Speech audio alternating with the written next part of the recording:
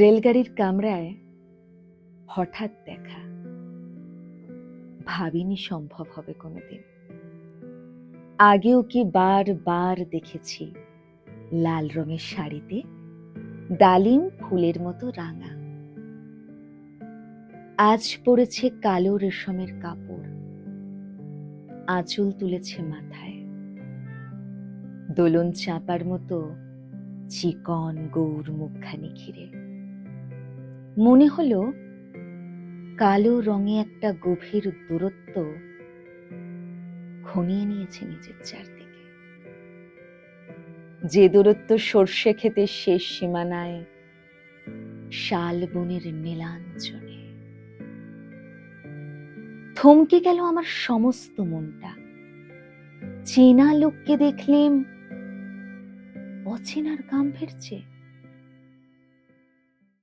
হঠাৎ খবরের কাগজ ফেলে দিয়ে আমাকে করলে নমস্কার। সমাজবিধির পথ গেল খুলে, আলাপ করলেম শুরু। কেমন আছো, কেমন চলছে সংসার, ইত্যাদি। সে রইল জানলার বাইরের দিকে চেয়ে, যেন কাছের দিনের ছোঁয়াচ পার হওয়া চাহনিতে।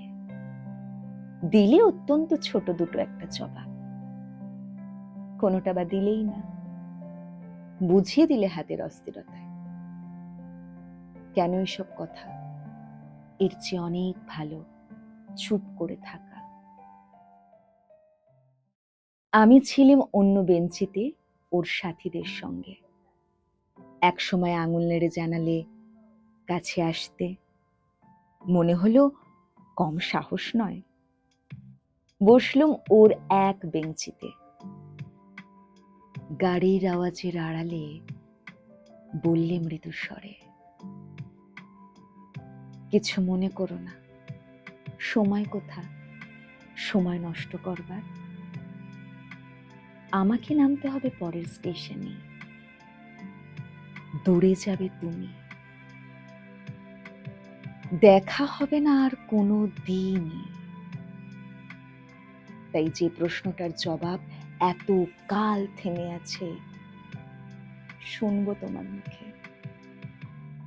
সত্য করে বলবে তো? আমি বললেম, বলবো। বাইরের আকাশের দিকে তাকিয়েই শুধলো,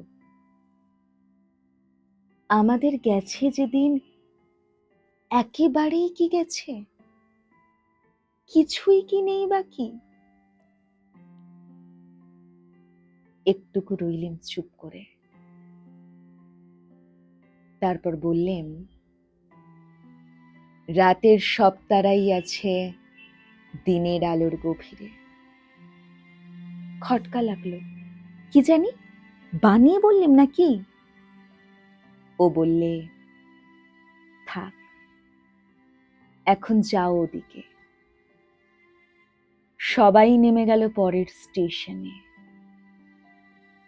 আমি চললেম একা।